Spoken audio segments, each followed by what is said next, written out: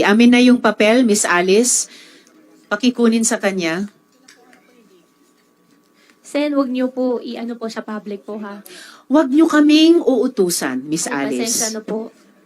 Ang susunod naming tanong, kanina pang tanong, ano yung naging ruta niyo sa yate nung pag-alis niyo sa Manila?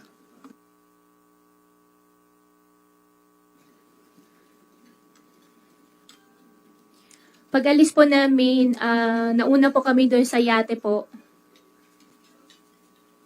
Tuloy mo lang. Pagkatapos po, may sinakyan po kami isang malaking barko po. Mula yate, lumipat pa kayo sa malaking barko? Hindi po siya yes po, malaking barko po siya.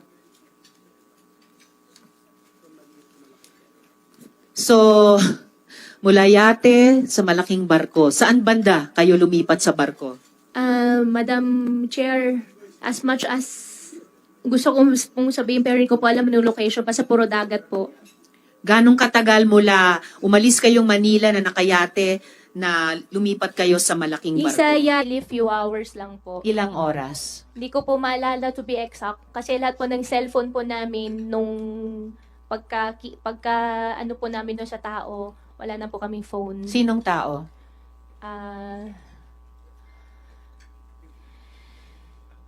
Sinong tao po yun? Meron pong isang babae po. Babae? Opo. Pilipina o dayuhan? Dayuhan po. Anong nationality? Hindi po ako sure kung siya po ay... Hindi po ako sure sa nationality po niya, pero definitely hindi po siya Filipino po. Hindi siya Pinay. Asian ba siya? Puti ba siya? Latina Asian ba po siya? siya, African? Asian po. Asian. Bakit niya kinuha yung mga cellphone niyo?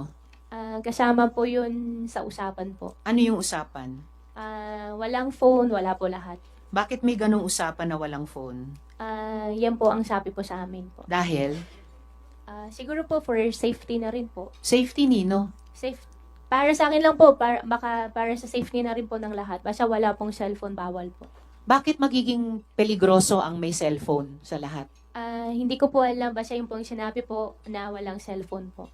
So lumipat kayo sa barko some hours after bumiyahe kayo sa yate. Opo.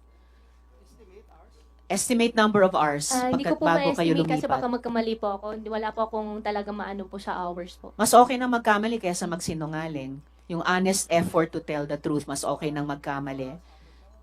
Gabi kayo umalis sa Manila? Gabi Opo, pa ba gabi nung po. lumipat sa barko or madaling araw na? Ano pa rin po, madilim pa rin po. Madilim pa rin. Opo, madilim So, pa rin po. anong oras ba kayo umalis sa Manila na gabi?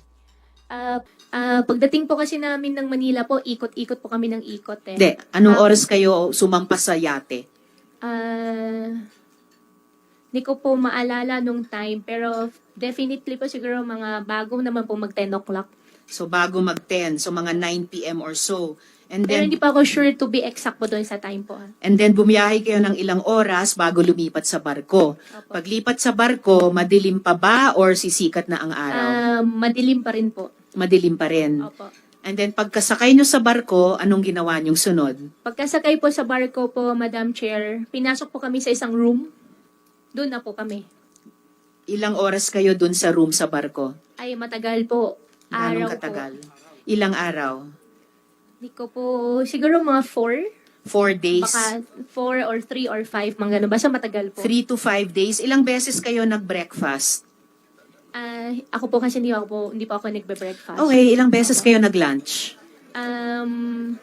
Yung food po kasi namin, may ano po kami, siguro mga 3 or mga 4 days po siguro. Mga 4 times kasi kayo nag-lunch. Sa mga 4 days kayo doon. And then, paglabas nyo sa room, teka, 4 na araw, nasa room lang kayo? Hindi po kami pinapalabas. Hindi kayo lumalabas doon sa deck ng barko? Hindi po. Hindi ba claustrophobic yan? Actually, nung nakasakay na po kami sa malaking barko, sa totoo lang, kung pwede lang atras na rin ako nun. Nakakatakot. talaga. Bakit ka aatrasan na? Parang nakakatakot po talaga. Ano yung inaatrasan mo? Sana. Gusto ko na pong umuwi, gusto ko na bumalik. So, ba't hindi mo ginawa? Yung nga po nagkamali din po ako talaga dun. Yung kwartong iyon, may bintana ba? Wala po siyang bintana. Parang lang Meron o wala? Wala po siyang, kasi pag bintana po yung nabubuksan po, di ba? Hindi, bintana na nakakakita kayo sa labas.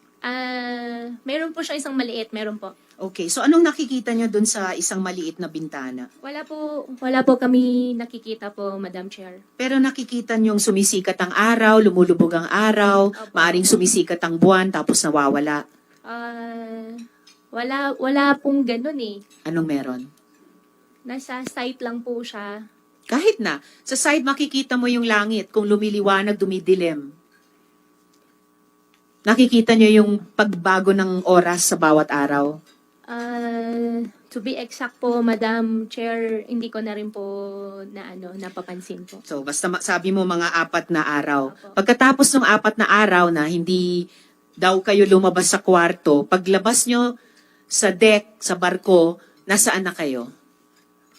Paglabas po namin, may sinakyan pa po kami, may sinakyan po kami isang maliit na bangka. Maliit na bangka. Opo. Nasaan na kayo nun?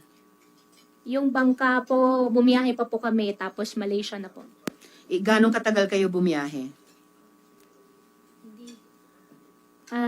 Ilan hours din po yun. Hours. Saan ka sumakay ng SP bangka, Pro if I Tem. may? SP Pro Tem. Saan ka sumakay ng bangka? Hindi ko po alam yung exact location din po, Sen. Basta dagat po. Hindi mo alam yung daungan? Hindi mo alam kung saan? Hindi po. At saka instruction po sa amin, wag na po kami tumingin. Wag na po kami. Nakapiring kayo? Hindi naman po. Naka-sunglass pa rin po. Salamat, SP Pro Temp. Bago si Sen Joel, tatanungin ko sa inyo, sunod, sino yung mga Pilipinong tumulong sa inyo sa bawat yugtong iyon? Mula yate, hanggang barko, hanggang maliit na bangka, papuntang Malaysia. In Sen relation Joel. lang, Madam Chair, doon sa big boat, Wawaping, doon sa big boat, ilan kayong magkakasama doon sa big boat? Doon sa big boat po, 3 lang po kami. Tsaka isang babae po na foreign. Chinese na.